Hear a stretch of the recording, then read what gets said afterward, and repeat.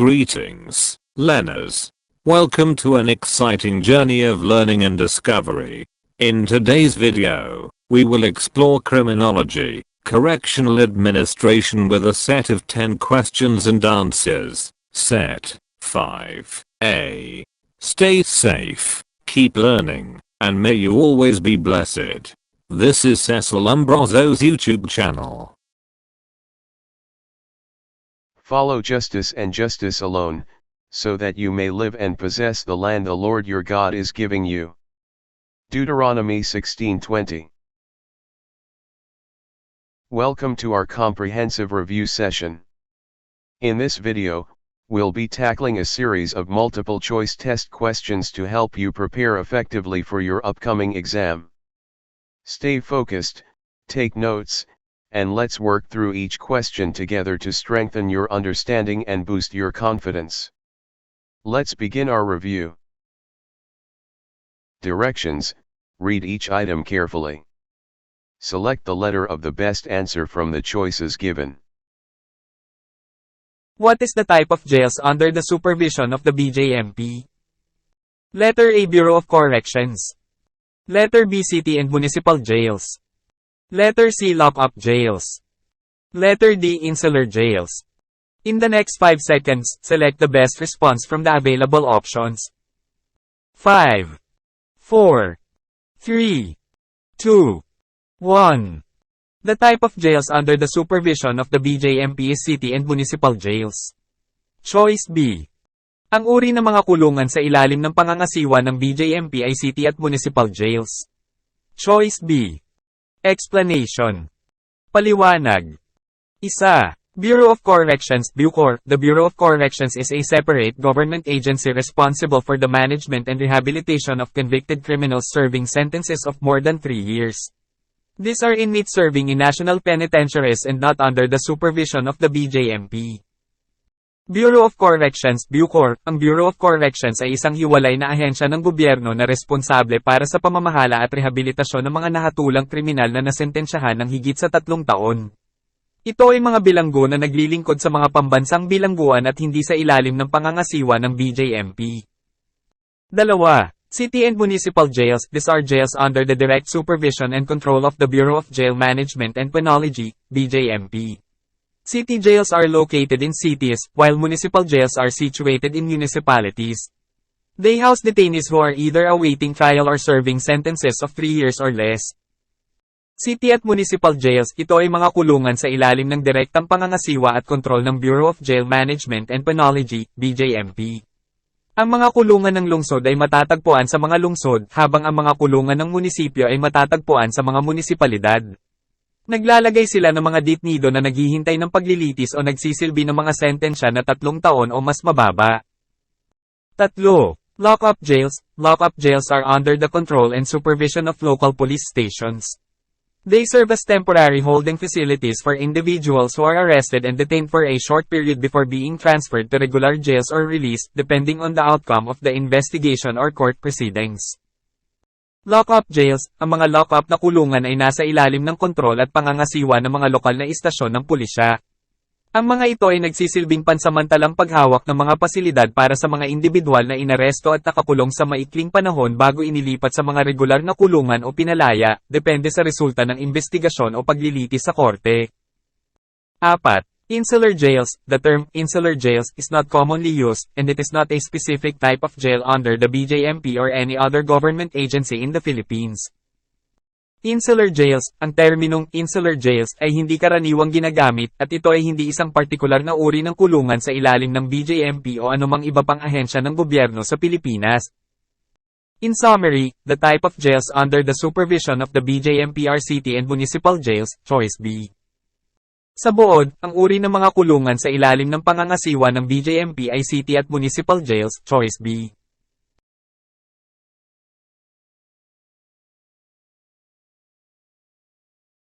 Provincial jails were first established in 1910 under the American regime. At present, who supervises and controls the said jails? Letter A, BJMP. Letter B, Provincial Government. Letter C, DOJ.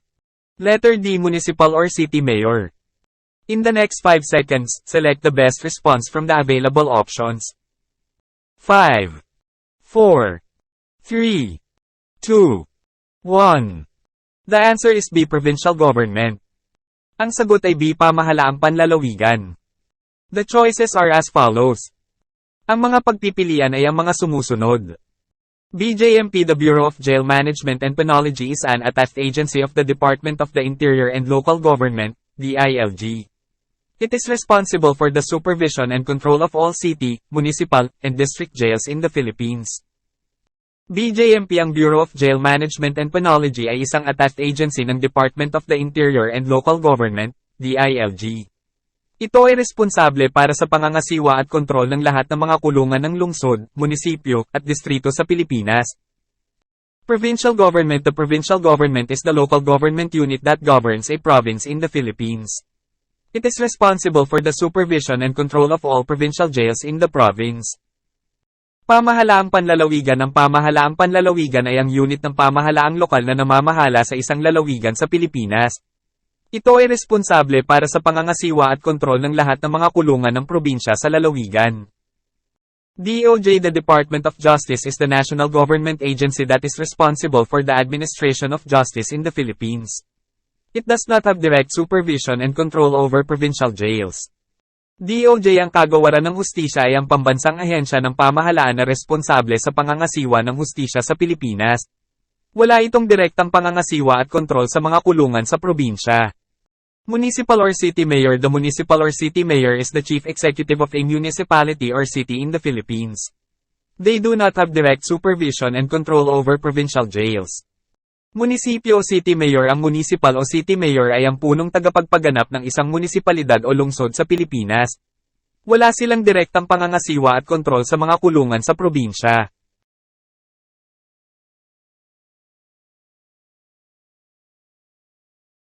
What is the primary purpose of imprisonment? Letter A. Rehabilitation and reformation. Letter B. To stand trial. Letter C. Punishment. Letter D. Socialization. In the next 5 seconds, select the best response from the available options.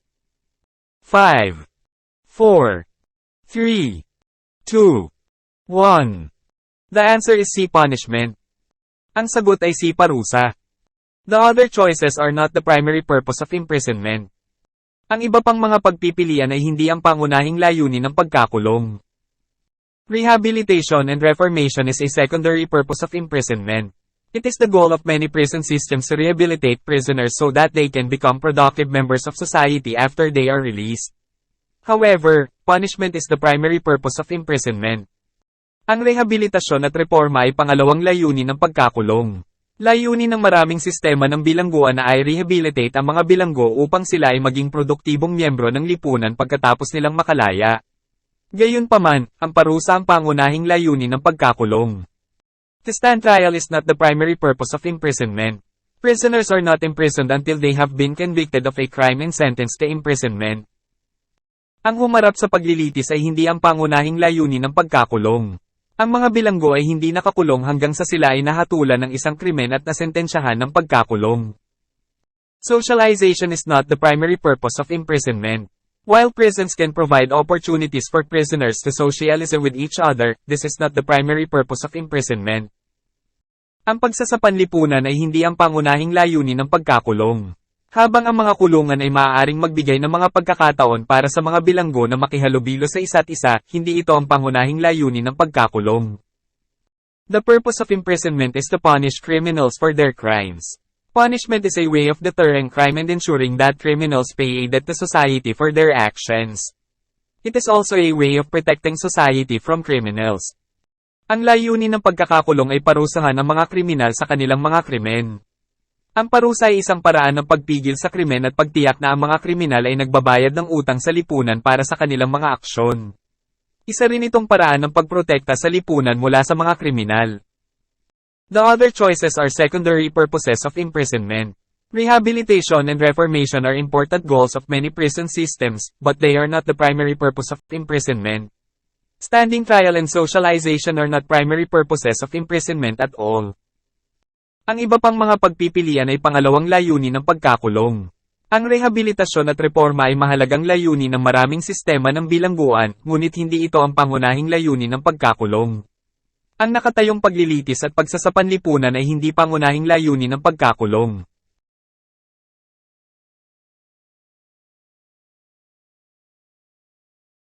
Which is a place of confinement for persons awaiting trial or court action and where the convicted offenders serve short sentences or penalty of imprisonment. Letter A. Jail. Letter B. Lockup. Letter C. Penitentiary. Letter D. Detention cells. In the next 5 seconds, select the best response from the available options. 5, 4, 3, 2, 1. The correct answer is A. Jail. Ang tamang sagot ay A. Kulungan. Explanation. Paliwanag. A jail is a place of confinement where individuals who are awaiting trial or court action are held, as well as where convicted offenders serve short sentences or penalties of imprisonment. Jails are typically run by local authorities, and they are used to hold individuals who are arrested for various offenses, awaiting their day in court. They can also house individuals who have been convicted of minor offenses and are serving short-term sentences, usually for a year or less. Ang kulungan ay isang lugar ng pagkakulong kung saan ang mga individual na naghihintay ng paglilitis o aksyon ng korte ay gaganapin, gayon din kung saan ang mga nahatulang nagkasala ay naghahatid ng mga maikling sentensya o mga parusa ng pagkakulong. Ang mga kulungan ay karaniwang pinamamahalaan ng mga lokal na awtoridad, at ginagamit ang mga ito upang hawakan ng mga individual na inaresto para sa iba't ibang mga pagkakasala, naghihintay ng kanilang araw sa korte. Maaari rin nilang tahanan ng mga individual na nahatulan ng mga maliliit na pagkakasala at nagsisilbi ng mga panandaliang sentensya, kadalasan sa loob ng 1 taon o mas kaunti. Let's briefly explain the other choices. Ipaliwanag natin ng maikli ang iba pang mga pagpipilian. B. Lockup. A lockup is a general term that can refer to any place where people are temporarily detained, but it is not specific to the context of awaiting trial or serving short sentences. It can include police station holding cells or other temporary holding facilities. Lockup. Ang lockup ay isang pangkalahatang termino na maaaring tumukoy sa anumang lugar kung saan pansamantalang nakakulong ang mga tao, ngunit hindi ito partikular sa konteksto ng paghihintay ng paglilitis o paghahatid ng maiikling pangungusap. Maaaring kabilang dito ang mga istasyon ng pulisya na may hawak ng mga selda o iba pang pansamantalang paghawak ng mga pasilidad. C. Penitentiary. A penitentiary is a more specific term for a high-security prison or correctional facility where convicted felons serve longer sentences, typically for serious crimes. Penitentiaries are not typically used for individuals awaiting trial or serving short sentences. Penitentiary. Ang isang penitentiary ay isang mas partikular na termino para sa isang high-security na bilangguan o correctional facility kung saan ang mga nahatulang felon ay naghahatid ng mas mahabang sentensya, karaniwang para sa mga seryosong krimen. Ang mga penitentiary ay hindi karaniwang ginagamit para sa mga individual na naghihintay ng paglilitis o paghahatid ng mga maiikling pangungusap. D. Detention cells. Detention cells are places where individuals are temporarily held in custody, often by law enforcement, until they can be processed, released, or transferred to a more permanent holding facility like a jail or prison. While detention cells are part of the process, they are not the specific location for both persons awaiting trial and convicted offenders serving short sentences as mentioned in the question. Mga detention cell. Ang mga detention cell ay mga lugar kung saan ang mga individual ay pansamantalang nakakulong, kadalasan sa pamamagitan ng pagpapatupad ng batas, hanggang sa sila ay maproseso, mapalaya, o mailipat sa isang mas permanenteng pasilidad ng pagpigil tulad ng isang kulungan o bilangguan.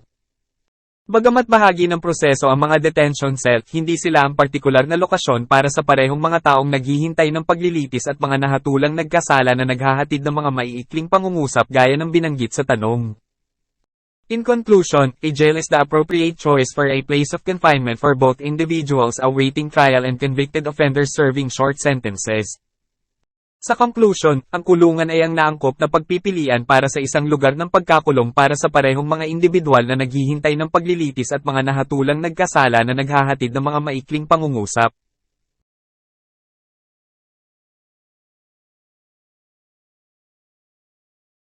Which is a warrant issued by the court bearing its seal and signature of the judge directing the jail or prison authorities to receive the convicted offender for service of a sentence or detention. Letter A. Mitimus. Letter B. Detention Mitimus. Letter C. Sentence mitimus. Letter D. Detention warrant. In the next 5 seconds, select the best response from the available options. 5, 4, 3, 2, 1. The correct answer is C. Sentence mitimus.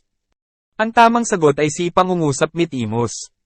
A mitimus is a warrant issued by the court bearing its seal and signature of the judge directing the jail or prison authorities to receive the convicted offender for service of a sentence or detention. The term, mitimus, is derived from the Latin word, mittere, which means, to send. Ang mitimus ay isang warrant na inilabas ng korte na may tatak nito at pirma ng hukom na nag-uutos sa kulungan o mga awtoridad sa bilangguan na tanggapin ang nahatulang nagkasala para sa serbisyo ng isang sentensya o detention. Ang terminong mitimus ay nagmula sa salitang Latin na mittere na nangangahulugang magpadala. The other choices are incorrect. Ang iba pang mga pagpipilian ay hindi tama.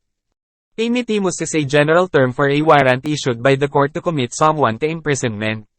It does not specifically refer to a warrant for the service of a sentence. Ang mitimus ay isang pangkalahatang termino para sa isang warrant na inisyu ng hukuman upang italaga ang isang tao sa pagkakulong.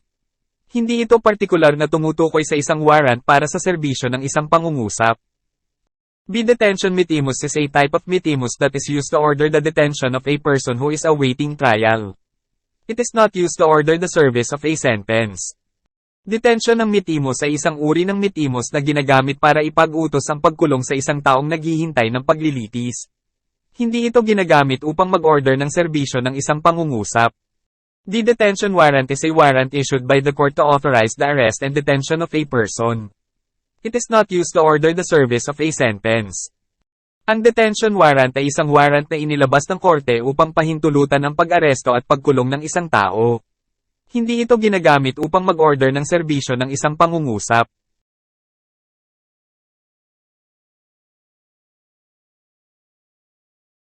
The maintenance or care and protection accorded to people who by authority of law are temporarily incarcerated for violation of laws and also those who were sentenced by the court to serve judgment is called. Letter A. Custody. Letter B. Safekeeping. Letter C. Classification. Letter D. Caring. In the next 5 seconds, select the best response from the available options. 5, 4, 3, 2, 1. The correct answer is, A. Custody. Ang tamang sagot ay, A. Kustodiya. Explanation. Paliwanag.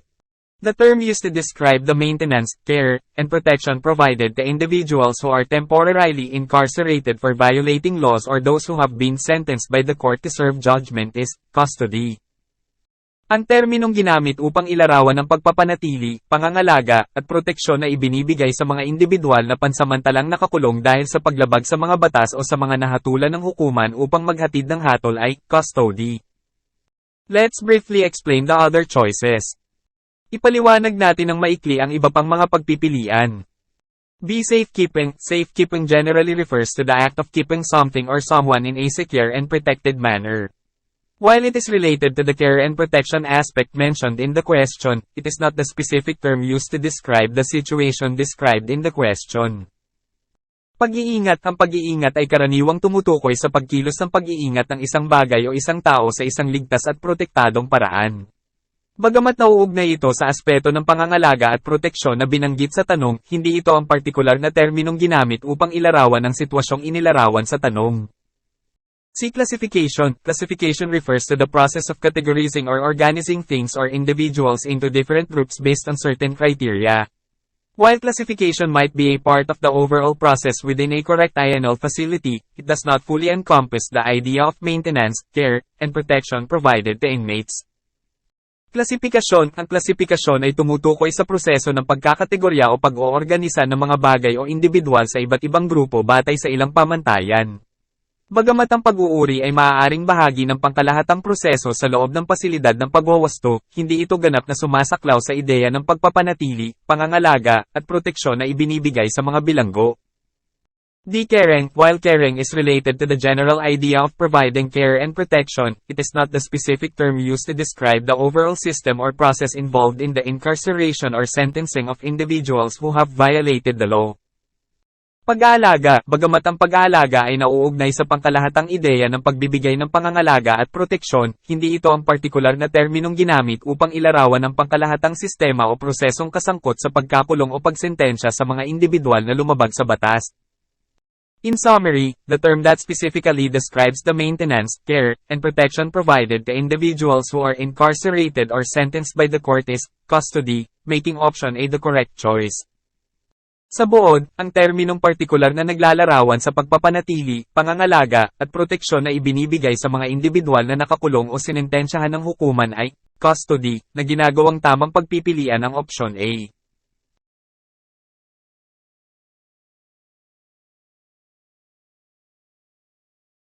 Which of these refers to the assigning or grouping of offenders according to their sentence, gender, age, nationality, health, criminal record, etc.?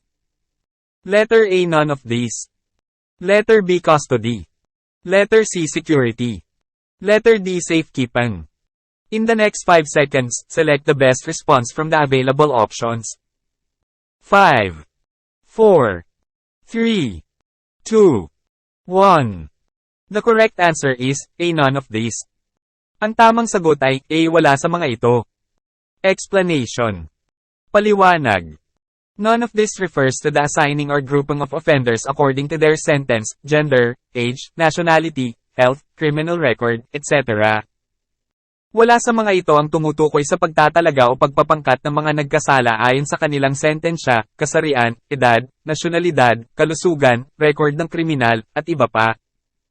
Let's briefly explain the other choices.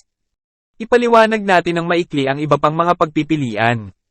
B. Custody is not the correct answer because custody refers to the general care and control of offenders, regardless of their individual characteristics. Ang kustodiya ay hindi ang tamang sagot dahil ang kustodiya ay tumutukoy sa pangkalahatang pangangalaga at kontrol ng mga nagkasala, anuman ang kanilang mga individual na katangian. C. Security is not the correct answer because security generally refers to measures taken to protect individuals and property from harm, theft, or damage. While security may be a factor considered in custody arrangements, it does not specifically refer to the grouping of offenders based on their characteristics. Ang seguridad ay hindi ang tamang sagot dahil ang seguridad ay karaniwang tumutukoy sa mga hakbang na ginawa upang protektahan ang mga individual at ari-arian mula sa pinsala, pagnanakaw, o pinsala. Bagamat ang seguridad ay maaaring isang salik na isinasaalang-alang sa mga kaayusan sa pag-iingat, hindi ito partikular na tumutukoy sa pagpapangkat ng mga nagkasala batay sa kanilang mga katangian. D. Safekeeping is not the correct answer either, as safekeeping primarily refers to the act of keeping something or someone safe and secure. While it is related to custody in a broad sense, it does not encompass the act of grouping offenders based on their characteristics as described in the question. Ang pag-iingat ay hindi rin ang tamang sagot dahil ang pag-iingat ay pangunahing tumutukoy sa pagkilos ng pag-iingat ng isang bagay o isang tao na ligtas at secure.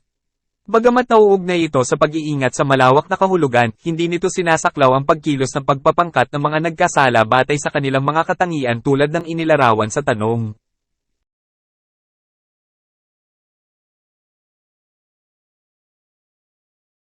The institution for dangerous but not incorrigible prisoners in the Philippines is the Letter A. NBP. Letter B. Medium Security Institution. Letter C. Maximum Security Institution. Letter D. Minimum Security Institution. In the next 5 seconds, select the best response from the available options.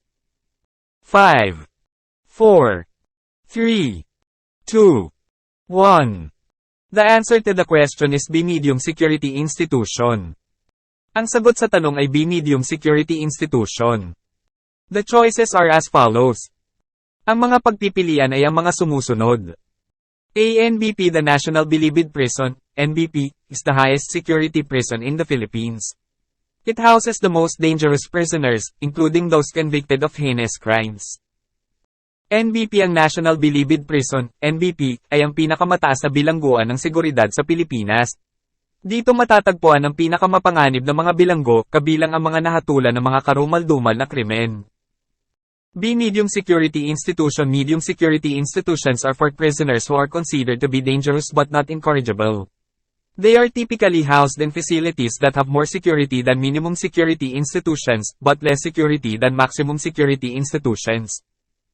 Katamtamang institusyon ng seguridad. Ang mga institusyon ng katamtamang seguridad ay para sa mga bilanggo na itinuturing na mapanganib ngunit hindi nababago. Karaniwang inilalagay ang mga ito sa mga pasilidad na may higit na seguridad kaysa sa mga minimum na institusyong pangseguridad, ngunit mas kaunting seguridad kaysa sa pinakamataas na institusyong pangseguridad. See Maximum Security Institution. Maximum security institutions are for prisoners who are considered to be the most dangerous. They are typically housed in facilities that have the highest level of security, with limited contact with the outside world. Pinakamataas na institusyon ng seguridad. Ang pinakamataas na institusyon ng seguridad ay para sa mga bilanggo na itinuturing na pinakamapanganib. Karaniwang inilalagay ang mga ito sa mga pasilidad na may pinakamataas na antas ng seguridad, na may limitadong pakikipag-ugnayan sa labas ng mundo. The Minimum Security Institution. Minimum security institutions are for prisoners who are considered to be the least dangerous. They are typically housed in facilities that have very little security, and prisoners may be allowed to have more freedom of movement. Minimum security institution. Ang pinakamababang institusyon ng seguridad ay para sa mga bilanggo na itinuturing na hindi gaanong mapanganib. Karaniwang inilalagay ang mga ito sa mga pasilidad na may napakakaunting seguridad, at maaaring payagan ng mga bilanggo na magkaroon ng higit na kalayaan sa paggalaw. The answer B. Medium security institution is the correct answer because it is the type of institution that is designed for prisoners who are dangerous but not incorrigible. These prisoners are considered to be a threat to public safety, but they are not considered to be beyond rehabilitation. Medium security institutions provide a level of security that is appropriate for these prisoners, while also allowing them to participate in programs that can help them to rehabilitate. Ang sagot B. Ang medium security institution ay ang tamang sagot dahil ito ang uri ng institusyon na idinisenyo para sa mga bilanggo na mapanganib ngunit hindi nababago. Ang mga bilanggo na ito ay itinuturing na isang banta sa kaligtasan ng publiko, ngunit hindi sila itinuturing na lampas sa rehabilitasyon. Ang mga institusyon ng katamtamang seguridad ay nagbibigay ng antas ng seguridad na angkop para sa mga bilanggo na ito, habang pinapayagan din silang lumahok sa mga programa na makakatulong sa kanilang rehabilitasyon. The other choices are incorrect because they are not the type of institution that is designed for dangerous but not incorrigible prisoners. The NBP is a maximum security institution, which is designed for the most dangerous prisoners. Minimum security institutions are designed for the least dangerous prisoners. Ang iba pang mga pagpipilian ay hindi tama dahil hindi sila ang uri ng institusyon na idinisenyo para sa mga mapanganib ngunit hindi nababagong mga bilanggo. Ang NBP ay isang pinakamataas na institusyon ng seguridad na idinisenyo para sa mga pinakamapanganib na bilanggo. Ang pinakamababang institusyong pangseguridad ay idinisenyo para sa mga bilanggo na hindi gaanong mapanganib.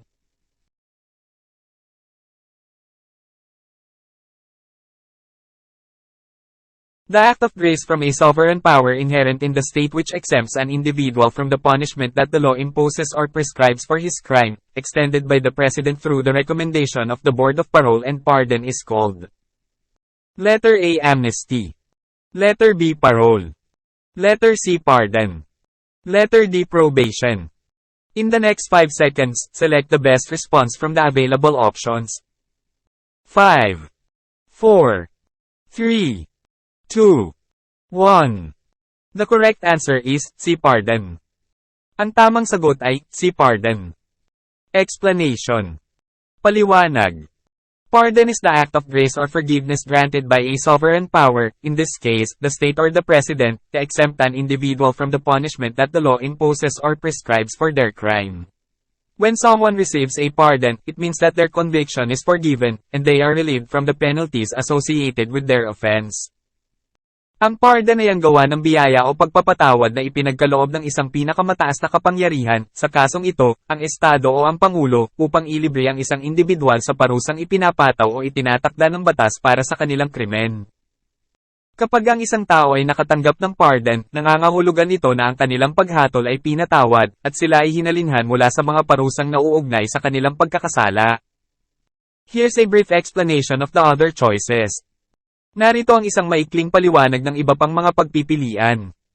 A. Amnesty. Amnesty is a broader form of forgiveness granted by the government, usually for a group of individuals who have committed certain offenses. It is a pardon extended to a large number of people at once, often for political reasons or to promote national reconciliation. Amnestia. Ang amnestia ay isang mas malawak na anyo ng pagpapatawad na ibinibigay ng gobyerno, kadalasan para sa isang grupo ng mga individual na nakagawa ng ilang mga pagkakasala.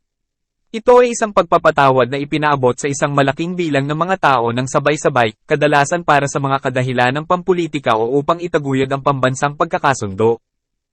B. Parole. Parole is the conditional release of a prisoner before they have served their full sentence.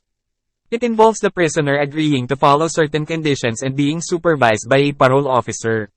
Parole is granted after an individual has served a portion of their sentence in prison.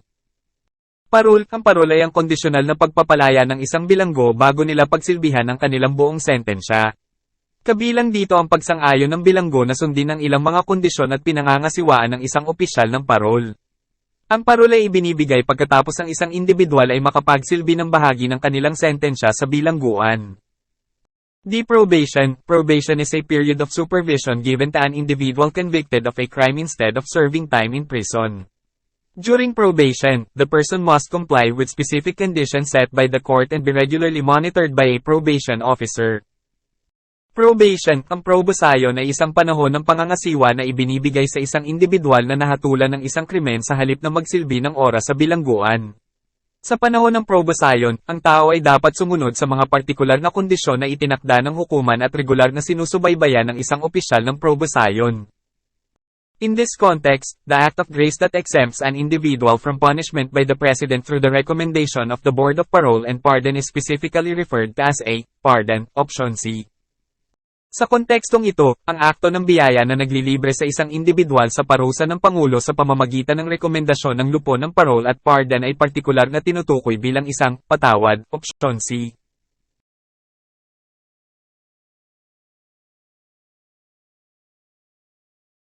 Under the Prison Service Manual, the prescribed color of prison uniform for maximum security prisons is Letter A orange. Letter B brown. Letter C stripe orange. Letter D blue. In the next 5 seconds, select the best response from the available options. 5, 4, 3, 2, 1. The correct answer is A orange. Ang tamang sagot ay A orange. Explanation.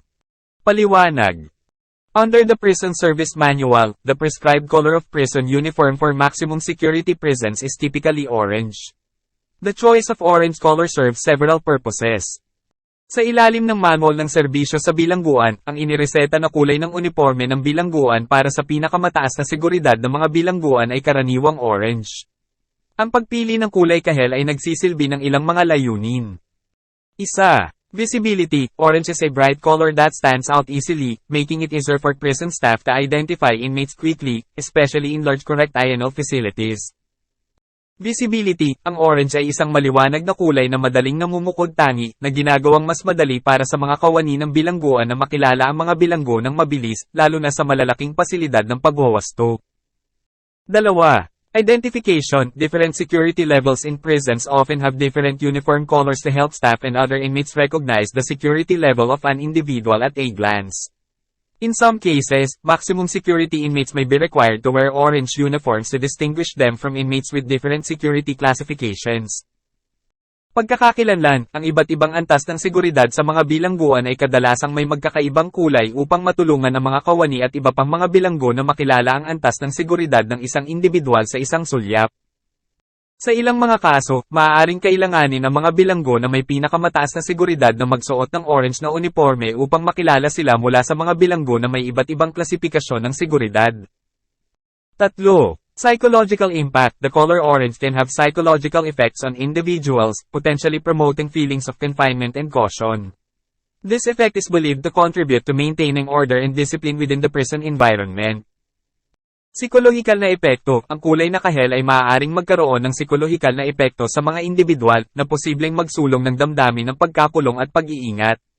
Ang epektong ito ay pinaniniwalaang nakakatulong sa pagpapanatili ng kaayusan at disiplina sa loob ng kapaligiran ng bilangguan.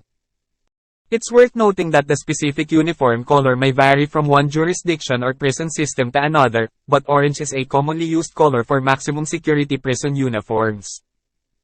Kapansin-pansin na ang partikular na uniforming kulay ay maaaring mag-iba mula sa isang jurisdiksyon o sistema ng bilangguan patungo sa isa pa, ngunit ang orange ay isang karaniwang ginagamit na kulay para sa mga uniforme ng bilangguan na may pinakamataas na seguridad.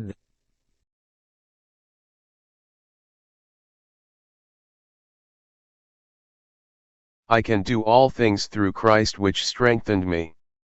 Philippians 4:13. This verse emphasizes faith, perseverance, and reliance on God's strength in all aspects of life, including challenges in law, justice, and moral decision-making. It serves as a reminder that with Christ's guidance, we can overcome obstacles, pursue righteousness, and uphold justice with integrity. Thank you for watching. Don't forget to like, share, and subscribe for more educational content. See you in the next video.